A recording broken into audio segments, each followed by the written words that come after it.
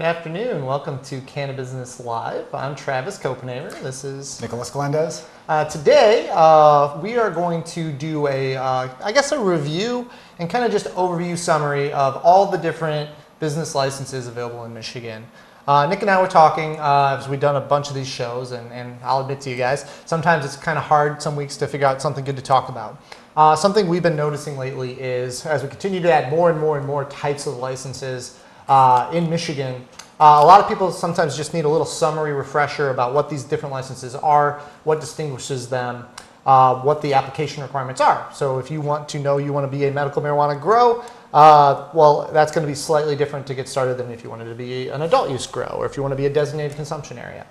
So what we're like to do today is we're just going to briefly go over each license type under the Marijuana Facilities Licensing Act and each license type under the Regulation and Taxation of Marijuana Act. We'll talk about a couple other issues. But let's get right into it, Nick. So we'll go law by law. 2008. What happened in 2008? Well, okay, so Travis, no, you're shooting the show up on me. What happened in 2008? 2008, the people of Michigan passed the Michigan Regulation and Taxation of Marijuana Act, which authorized personal possession, use, and cultivation for adults over 21. As well as allowed for a licensed regime for the state to issue licenses to establishments for adult use. All right, that was 2018. Okay. In 2008, we passed the Michigan Medical Marijuana Act. The Michigan Medical Marijuana Act created patients, qualifying patients, and what we call registered caregivers. So in 2008, we defined the qualifying medical conditions that allowed you to be a patient. And then there are two basically types of licenses in 2008. There are patient licenses. That's the license that confirms you can actually legally consume medical marijuana, and there are caregiver licenses. Correct. And we're going to just go through these year by year. So in 2008, let's talk a little bit about patients and caregivers. Mm-hmm. Yeah, so patients and caregivers are allowed to engage in the medical use of marijuana, which is a very specifically defined term that encompasses a lot of different activities related to cannabis use, possession, cultivation, acquisition, processing, manufacture, transfer, so on and so forth of marijuana.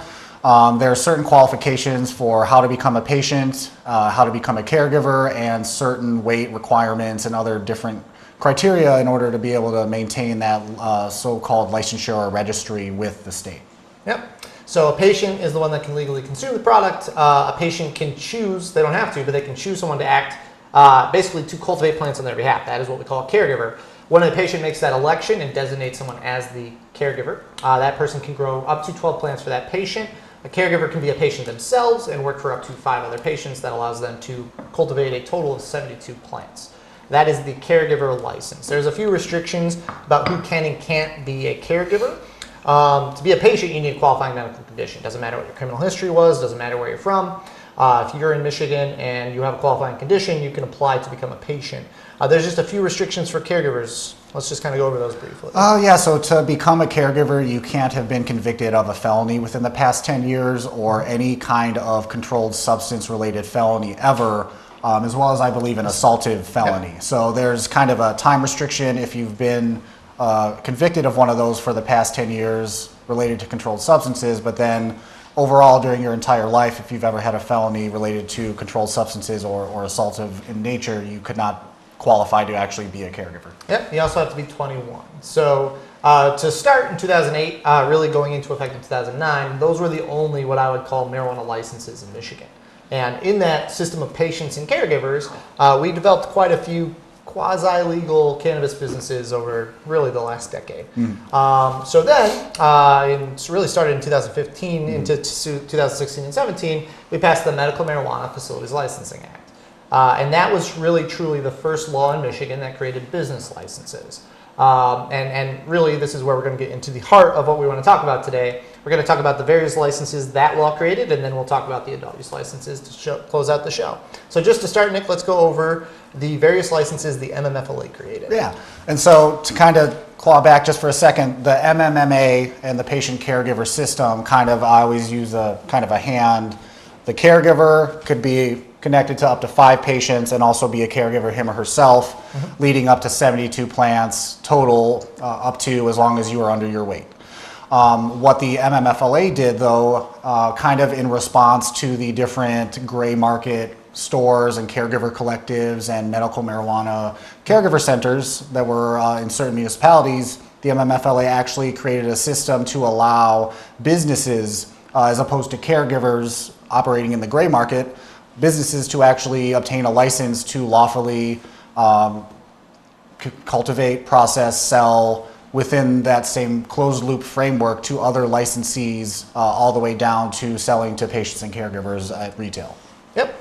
So moving from the 2008 law, which allowed individuals, humans, to do certain types of things, now under the MMFLA, we are authorizing business conduct. So there are 5 types of licenses that capture the various legal conduct for medical marijuana in Michigan. Those would be a grower license that allows to actually plant and cultivate the plant itself. We have what's called a processor license. That's a business type that takes in plant material and turns it into other products such as distillates, edibles, etc. Those are our 2 manufacturing license types. The grower grows bulk product, the processor takes that product and turns it into other product. Both of those licenses wholesale their products. They sell them to what we call a provisioning center. That is the medical term for a medical marijuana dispensary in Michigan, a provisioning center.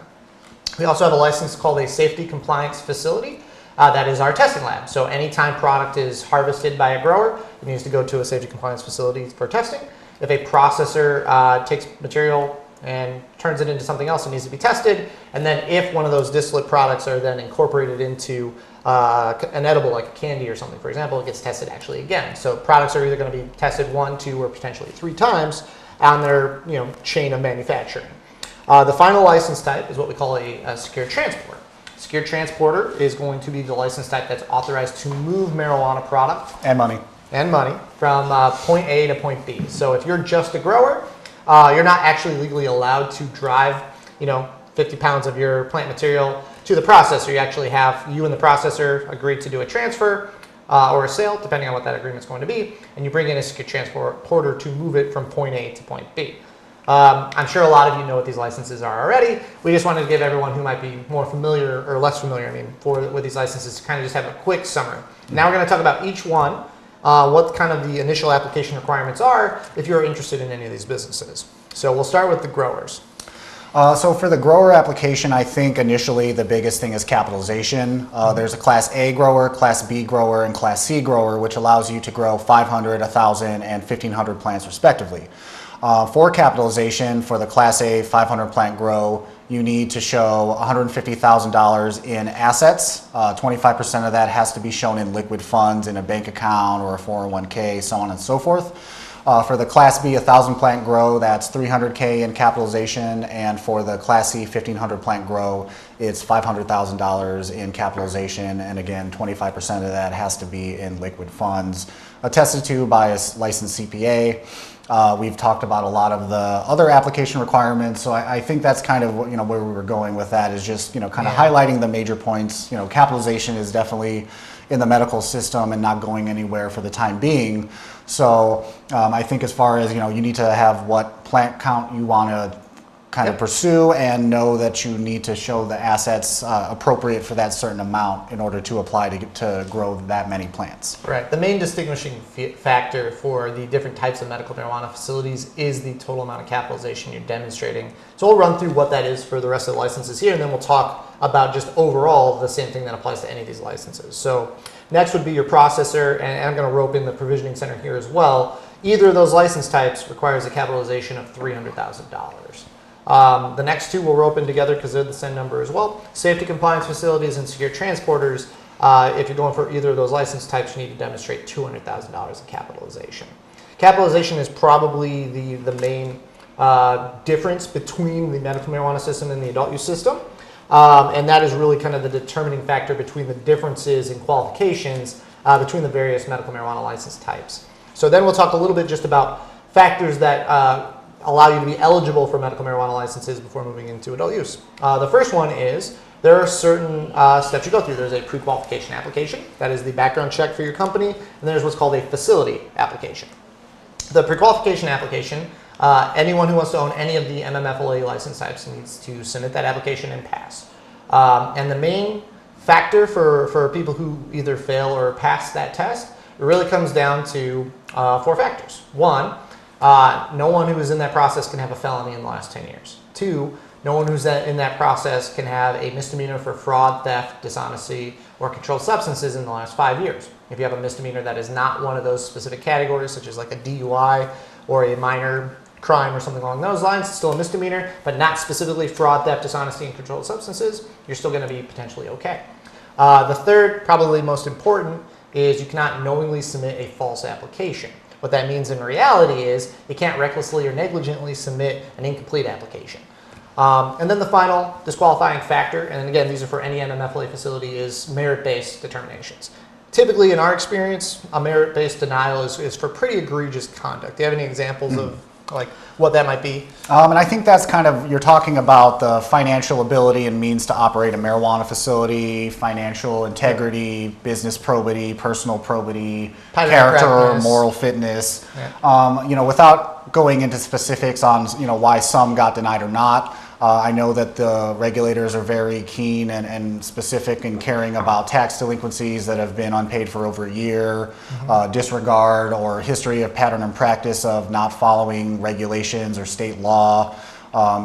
Businesses have litigation every once in a while. It's kind of standard practice. If you're in business, you're going to have some disputes and things happen.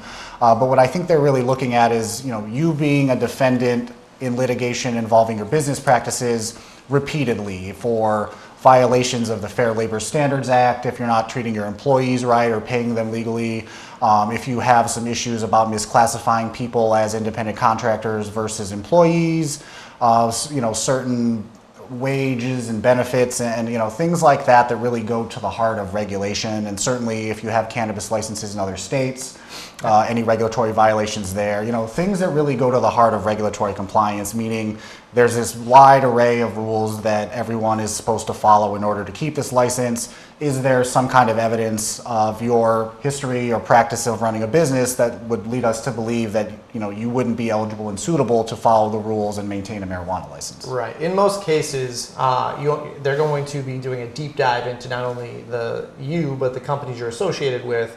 And if they see a history that would indicate to them that you might not be an operator that is likely to comply with the rules and regulations, then you might have an issue. If you're going into this application without any of those factors, and you know that you don't have the disqualifying felonies or misdemeanors, as long as you take the application seriously and you submit a complete and accurate application, it's very unlikely you'll be denied a pre-qualification. So that is the main kind of criteria. There's no residency requirement. There's no technically net worth requirement. Most of the companies that are submitting applications are going to be relying on a loan or like a line of credit or something along those lines, because capitalization is not actual net worth. You can have a lender, for example, loan you $300,000 with a regulated or a reasonable interest rate and payment schedule, and you could, with $0 to your name, in theory, demonstrate the capital to get one of these licenses. Important factor to keep in mind is if you seek multiple licenses, then it's just simple math. If you're going to do a Class C grow for $500,000 in capital and a provisioning center for $300,000 in capital, that is $800,000 in total capital. The total amount needs to be at least 25% liquid. Now, an important issue for a lot of people, because most of the companies I work with are going to be using a loan document of some type to demonstrate capital. A loan document will be backed by evidence that that loan can be paid by the lender. So if you have a lender who's going to write you a line of credit for $2 million and all of that person's assets are actually tied up in real estate, then they're not liquid. They're not able to honor the loan agreement. You might have some issues there. So even though the applicant only needs to demonstrate 25% in liquid, when you're using loans, effectively the lender needs to be liquid to honor the total loan amount. Couple other issues. There are 2 license types that if you are in the business of operating one of those licenses, you're prohibited from going for the other licenses. Let's talk about that quickly. So the grower, processor, and provisioning center licenses can be held by one or more individuals, one or more companies. No limits, there's really no limits on who can own that. Unless you want to own a safety compliance facility and or a secure transporter. So the plant touching, retail, wholesale, grow, processor, provisioning centers, those all can be commonly owned. But what they don't want you to do, and you can't have what I kind of call permissible or impermissible cross ownership, basically meaning none of the owners of a grow, for example, can be the owner of any part of a testing lab or a secure transporter.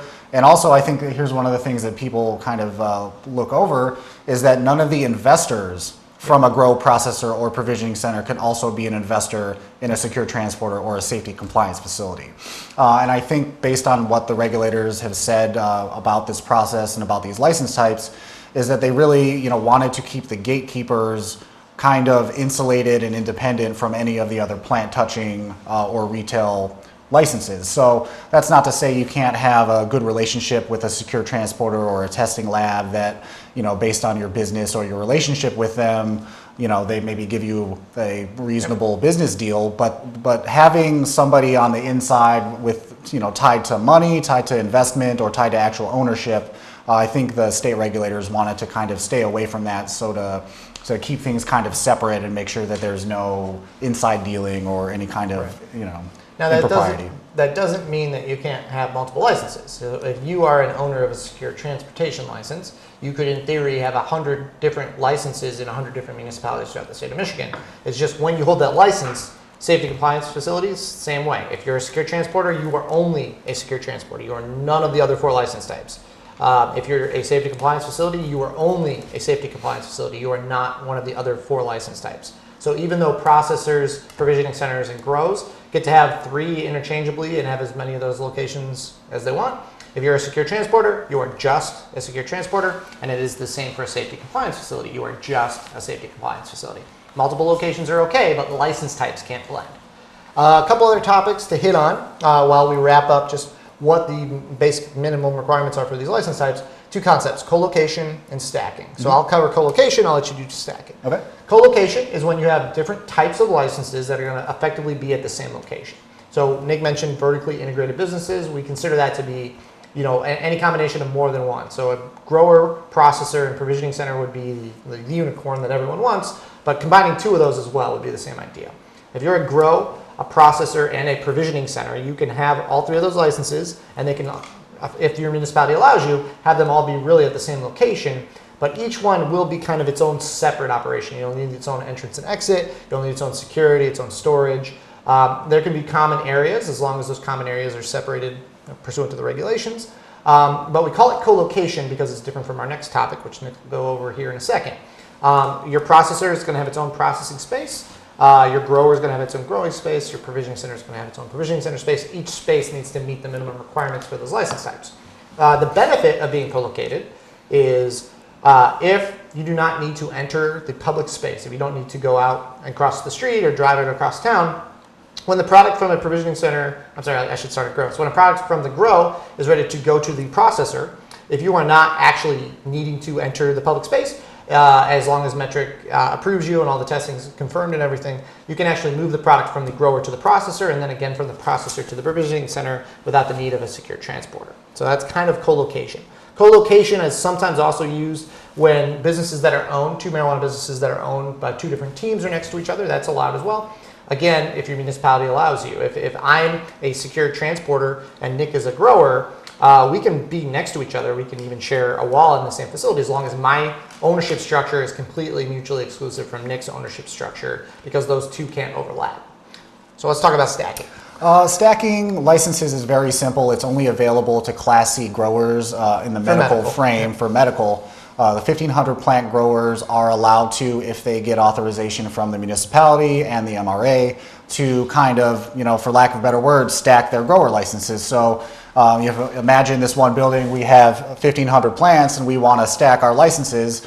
As long as we pay another regulatory assessment fee and our occupancy permits and everything is all above board, we can then have more than the amount allowed. So basically, if we have 2 Class C grow licenses, we could start off with that first 1,500 plant grow, and then if we want to change our methods or stack the plants vertically or open up a new grow room, and we get that license, then we can have 3,000 plants. So stacking is just another way of referring to multiple Class C grower licenses at one facility, either within the same room or within a multiple number of rooms, depending on your grow methods and techniques.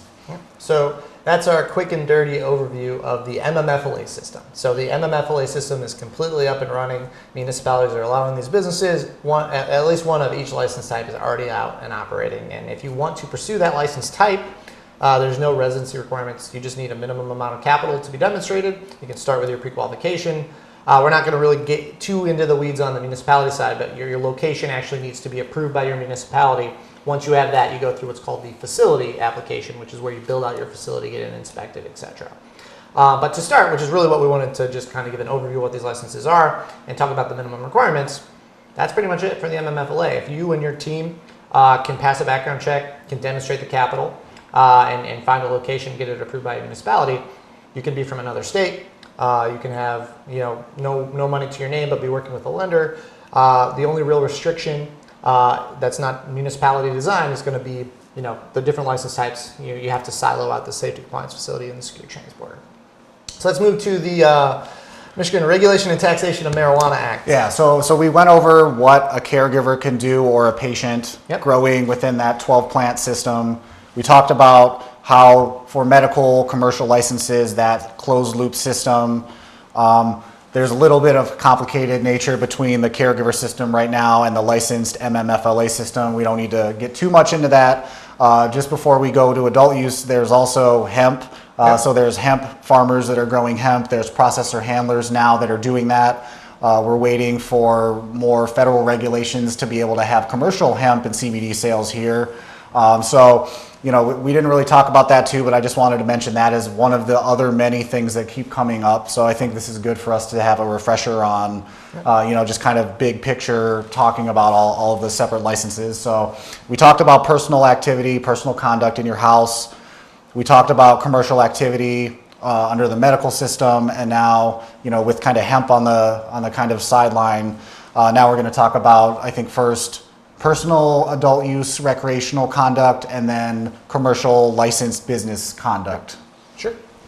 So I guess to start off with the MRTMA, as I had kind of started off when I thought Travis said 2018 instead of 2008, the MRTMA was passed in November of last year. It was a very beautiful day and night, and it was great to see that happen finally in Michigan. It's going to end up resulting in a lot of more, fair laws and eliminating the prohibition on, marijuana. It does allow adults who are 21 and over to cultivate no more than 12 plants per residence. Yep. So before I get into anything else, it's not per adult. So if Travis and I were roommates in the same house, we would still only be allowed to grow a total of 12 plants, not 24 plants. Both Travis and I are adults, but we would be limited to only having 12 in the household. Yep. In terms of possession and transportation amounts, you're allowed to transport and carry 2.5 ounces of marijuana or its equivalent on your person when you're driving, as long as you're not in any prohibited areas like a school. And in addition to that, when you're at the house, you can have up to 10 ounces of it. So you can have that 2.5 ounces kind of free flowing On your person. Yeah. on your person, out, safely secured if you have any minors in the house. But the remainder of that, the remaining 7.5 ounces Trying to do math on the show, man. has to be locked up and secured so that nobody else can access it. Yep. So can be carrying 2.5 ounces, can have the remaining, up to a total of 10 at the house, whatever's left locked away. But in addition to that, I can also have however much product I yield from those 12 plants. Yeah, so let's distinguish that. Basically, we don't have open adult use dispensaries yet. We'll probably start seeing the first ones that have submitted applications on November 1st, hopefully by January, maybe earlier if MRA's on their game. So when you're actually allowed to purchase product, it'll probably be easier to get here. Currently, anyone can give you product. Friends and family can give it to you as long as you're not paying for it. So when you're not growing that cannabis yourself, in the privacy of your own home, you can have up to 10 ounces of marijuana. However, when you're growing 12 plants, you can have any amount of marijuana you've cultivated specifically from those 12 plants. So if you're able to have huge yields on a small amount of plants, go for it. Mm-hmm. Unlike the 2008 patient and caregiver system, which had a very unthought out limitation on how much marijuana you were supposed to have and how many plants you were supposed to have. Our 2018 law is a little bit more reasonable. If you've grown the plant specifically and you've harvested from the plant specifically, there's no technically limitation on it. It's a little unclear what happens when I go buy product and I also have plants growing. How do you keep the 10 ounces you're allowed to have separate from the amount you've grown? I'm sure we'll see the court system, unfortunately, give us some more definitive answers over the next several months. But just understand that these laws are new and untested. So while we're giving you an overview of what they say, reality might not be as clean cut as our interpretation of it. So be cautious out there. But you're right. Any adult can have up to 2.5 ounces on them at any time in the privacy of your own home. You can either have 12 plants or inclusive or up to 10 ounces. And that is non-commercial activity again.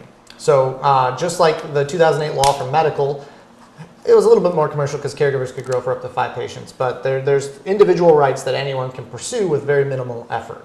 But just like the MMFLA, there's a set of commercial business licenses available to people interested in running cannabis businesses. And just like we did for the medical version, we will run through the requirements for these as well. Yeah, so I think the first important part of this is it's kind of split into 2 different categories. The first one being ones that you don't need a medical license for, and licenses that you do need a medical license for. But before we dig into those 2 categories, I think the first important part about it is that regardless of whether you're going for an adult use license, if you have a medical license or not, you don't need to show capitalization anymore. So there's still an application fee, there's still a initial licensure fee at the end, but for just the adult use licenses, you do not need to show capitalization. What that means though is that if you're going for one of the bigger licenses, you will have to have shown that in the medical process, because a lot of these medical licenses, as I mentioned, are kind of a gatekeeper to eligibility for adult use licenses. So kind of to kick it off though, I think it's easier to go with the licenses that you can have, you're eligible for without needing a medical license. And those are eligible to be issued to Michigan residents if you're an individual.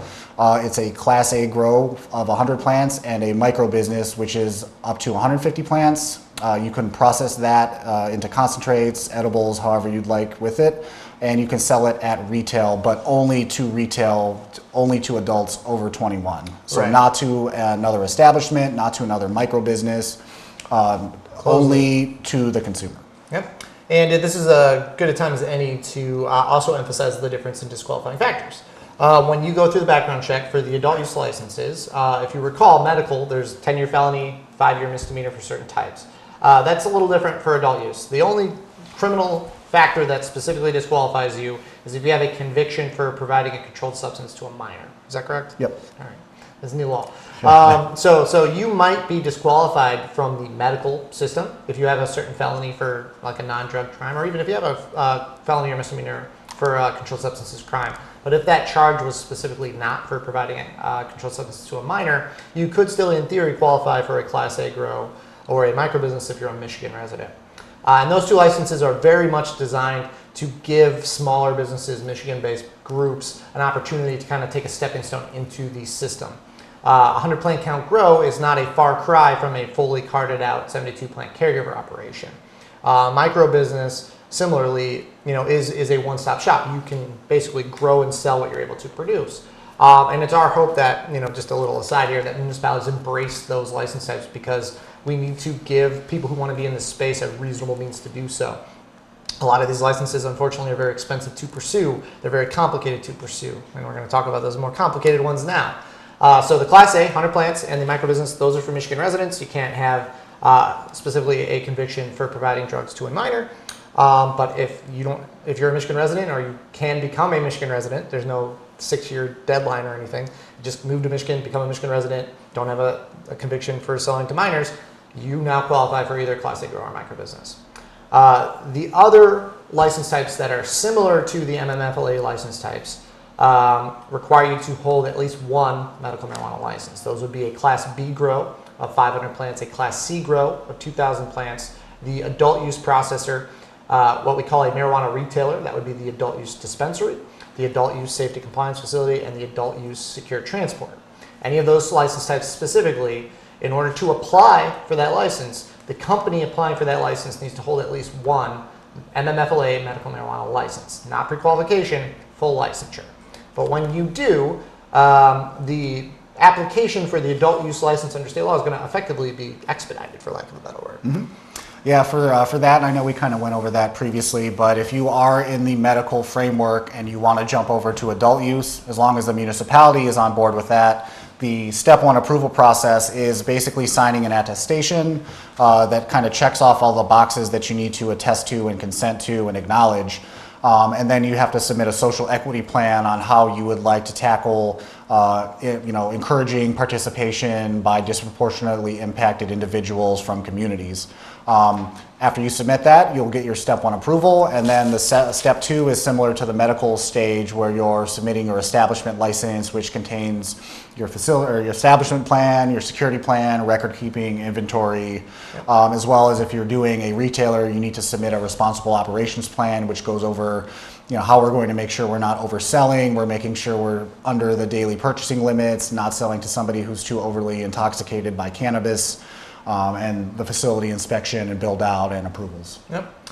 So basically, I remember what I was going to say. So similarly to the medical system, if you're an adult use secure transporter, you can only be a secure transporter in the adult use system. So you can have 50 locations, but if you're in that business, you can't share ownership with other license types. You can't have investors who invest in both kinds. Same with the adult use safety compliance facility. Both are siloed out the same way they are in the medical system. This is confusing, but it's an interesting tidbit. The way the two laws are written is if I am specifically a medical marijuana safety compliance facility or a medical marijuana secure transporter, technically I can seek an adult use license type for a grow, provisioning center, or processor, because the way that restriction reads is holding a medical safety compliance facility only prohibits me from investing in other medical license types. Holding an adult use secured transporter or safety compliance facility only prevents me from investing in other adult use license types. I don't know why anyone would do this, but you in theory could be a safety compliance facility in the medical system and a grower in the adult use system, or vice versa. So, well, we'll see what happens when the MRA releases the topic-based rule sets, or the newest edition of the emergency rules, or I'm sure that'll be clarified and kind of cleaned up so it's all one cohesive whole. Same thing with if kind of jumping around here, but if you are a provisioning center, you can have somebody work for you that's between 18 and 21. But if you're an adult use facility, a retail establishment, you can only have people working for you that are over 21. So the rules do allow you to have equivalent licenses that are co-located, so I can have a provisioning center and a retail establishment all in one building. So there's some inconsistencies in both of the laws and rules that need to kind of get reconciled and consolidated to make it all speak to one another and make it pretty efficient. I tell people that if you're doing both the medical license and the adult use license, and one of those two laws and regulation systems are more strict than the other, then you should just implement the more strict version of those. Mm-hmm. But I hesitate to call it stacking because it's a little different. But the state, doesn't mean your municipality will let you, but the state will effectively allow you to have the equivalent license for medical and adult use more or less be stacked.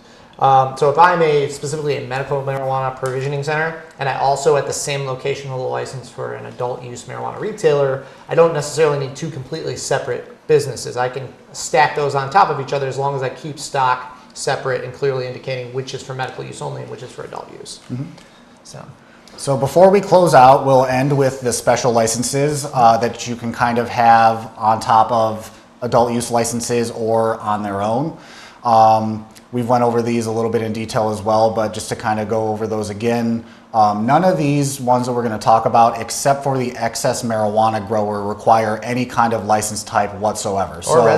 Or residency. So the special licenses we're talking about are the marijuana event organizer, the temporary marijuana event license, and the designated consumption establishment license. So those ones are, as I mentioned, you can either have them on your own. So Travis and I could buy a plot of land and get the city of Royal Oak to say that we can have a lounge there and create a really cool area where people could bring their own cannabis and smoke on site. Or if Travis and I owned a micro business, we could sell, grow, process, and sell out of that location and then apply for a designated consumption establishment license next door, where maybe we have a weed garden and have that next to our micro business where people can have on-site consumption. So just to say, you don't need to have a physical facility or establishment license to have one of those three. Yep. Same with event organizer licenses. You go through the same process to apply and be eligible with your criminal history background check and financial background check. And then you kind of, that's a two-step process where you apply to be an organizer, and then whenever you're ready to throw a temporary event, you have to get approval and give a lot more specific detail as far as who's going to be there, who will be participating, whether on-site sales will be allowed, what my security plan is going to be, how we're going to eliminate and make sure that waste product is not diverted and just general marijuana product isn't diverted. Yep. So it's interesting. Michigan really is, in my opinion, has one of the most interesting kind of consumption licenses available. Designated consumption effectively lets you run a cannabis lounge. The difference is anyone could go for that. You could be Illinois resident, you could be a California resident, you can own and seek one of these licenses in Michigan. But if you don't also have somewhere that someone can legally purchase products, then it's basically bring your own cannabis. Now, those are the first round of new marijuana licenses that the Marijuana Regulatory Agency is by law allowed to create. We might get even more new licenses into our future as we continue to develop cannabis law in Michigan.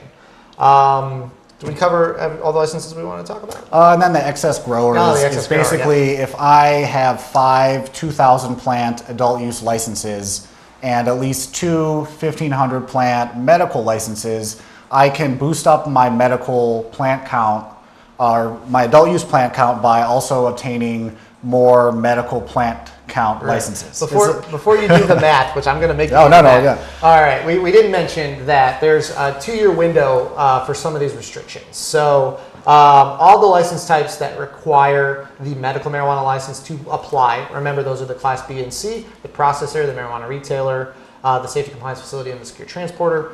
In order to apply for those for the next 2 years, you need to hold a medical license. After that 2-year window, which will start on November 1st because it's the date the state starts accepting applications. So after that 2 years, there's no longer the need to hold the medical license. You can apply directly to the adult use license, but you have to wait 2 years to do that. To do an excess license, the reason that an excess license exists is because that 2-year window also only allows you to seek up to 5 grow licenses. So if you have 5 Class C licenses, you're capped out for the next 2 years. What the MRA has done is created what's called an excess grower license, which is if you scale up on the medical side, you can get excess grower licenses to continue scaling up on the adult use side. And I'm going to make you do the math equation. Go ahead. Yeah, so if you have 10,000 plants and at least 5 adult use Class C grow licenses, and you have at least 2 medical Class C grow licenses of 1,500 plants, and you want another 2,000 plant adult use license, you need to get at least 2 more 1,500 plant medical licenses, because if you just get one medical license, that's only 1,500 plants, so you couldn't get an extra adult use because that's 2,000. So in order to get 2,000 more adult use licenses, you need to sign up to be eligible to grow up to 3,000 additional medical plants before you could get that additional 2,000 plant adult use license. Exactly. It's a 2-to-1 ratio. So once you've maxed out your adult use Class Cs and once you have a minimum of 2 medical Class Cs, you add an excess grower. If you want to add an additional excess grower, you need 2 more Class Cs. Now you have 2 of them. You need another one, 2 more Class C medical, 1 more excess grower. 2 more Class C medical, 1 more Class C grower. So in theory, as long as you're scaling up both on the medical side and the adult use side, larger grows can effectively get larger than the 10,000 plant 2-year restriction. It'll be interesting to see how many groups are in a position to do that, because even though a lot of groups are doing these large grows, you need to get to a position in the next 2 years where you need more than 10,000 plants. I'm certain some will get there. After that 2 years from November 1st, so that would be 2021. Yep. So November 1st, 2021, no longer a residency requirement on the smaller licenses, no longer a medical marijuana license requirement on the larger licenses. And in that period of time, event organizers, temporary events, and designated consumption lounges continue to be available to everyone. Now, there is an exception 1 year after accepting applications if there's a short supply or rural areas need more cannabis product, or there's a proliferation of black market sales, and the MRA determines that additional licenses are needed, they can relax that restriction and allow opening of the floodgates, so to speak. So while there is protection for 2 years, there might not be, depending on the climate, in another year or so. Right. So there are exceptions to all of these. That if you really get into the weeds of the rules and regulations, for lack of a better word. So we're definitely trying to kind of be all inclusive, but also knowing that each case is going to be very specific for you if you're trying to run a business or to your specific facts. So. Yep. So I'm going to attempt, and hopefully not embarrass myself, to give you a quick summary of the requirements for these different licenses. So to start, patient, you need a qualifying medical condition. Caregiver, you need to be 21, can't have a felony in the last 10 years, can't have a felony of any kind in your history for controlled substances and assaultive crimes. MMFLA, capitalization requirements, no residency restrictions. The only real restriction on you is you can't have certain types of licenses with others. MMFLA, that was pretty much it, right? So MRTMA, adult use licenses. Class A and microbusiness, you need to be a Michigan resident.